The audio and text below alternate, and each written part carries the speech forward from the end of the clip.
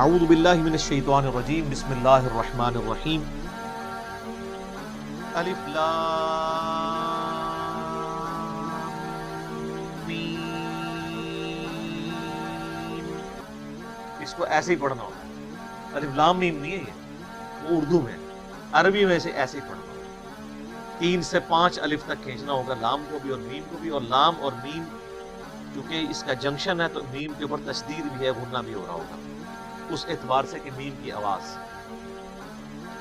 تو یہ حروف مقطعات ہیں, اس کے اوپر بڑے لوگوں نے تب آزمائی کی ہے, بڑی کوششیں کی ہیں, سنیوں میں بھی شیعہ کے اندر بھی.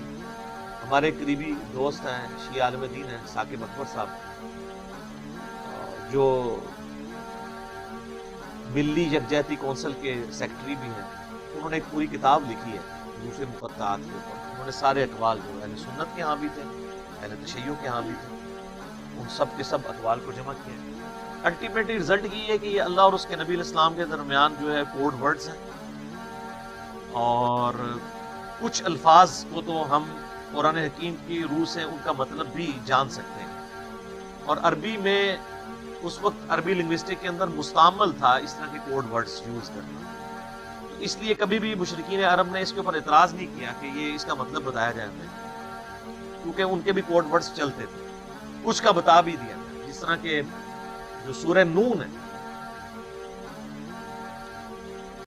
سورۃ القلم بھی جسے کہتے ہیں, پارہ نمبر 29, تو اس میں صاحب الحوت کا ذکر آیا, یعنی مچھلی والے. کون؟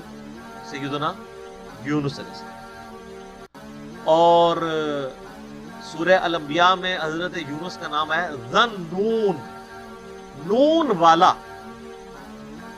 ایسے ہم کہتے ہیں نا ذل جلال یا ذل جلال, حالت رفع میں پڑھا جائے گا ذل جلال, جلال والا اللہ کا نام ہے.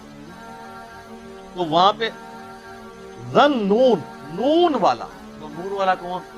وہ سورہ القلم میں, اس میں آغاز ہی کس سے آتا ہے؟ نون والقلم وما یسطرون. تو اس پہ تو اجماع امت ہے کہ وہاں نون سے مراد مچھلی ہے. اور عرب میں اس طرح کے کوڈ ورڈز یوز ہوتے تھے.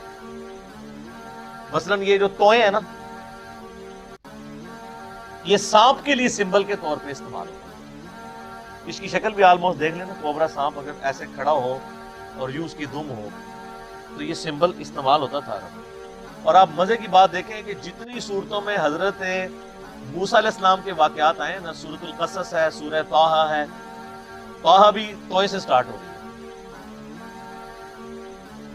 اسی طریقے سے سورۃ القصص, طاسین, سب میں طٰ آپ کو نظر آئے گی.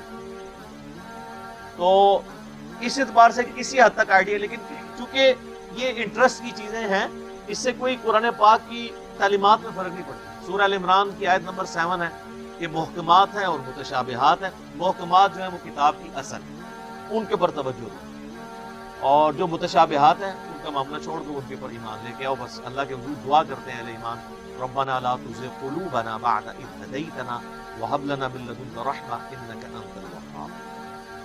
آمین. تو اسی طریقے سے یعنی بڑے بڑے لوگوں نے, یعنی اہل تشیع جو ہیں وہ ذاکرین, علماء نہیں یہ حرکت کرتے, ذاکرین الف لام میم سے آل محمد مراد لیتے ہیں. اور اسی طریقے سے بعض جو اہل علم ہے شیعہ اور سنیوں کے ہاں, وہ کہتے ہیں الف جو ہے یہ اللہ کے لیے ہے, اور جو میم ہے یہ محمد کے لیے ہے, اور لام جو ہے وہ جبریل کی جو نام ہے نا اینڈ پہ.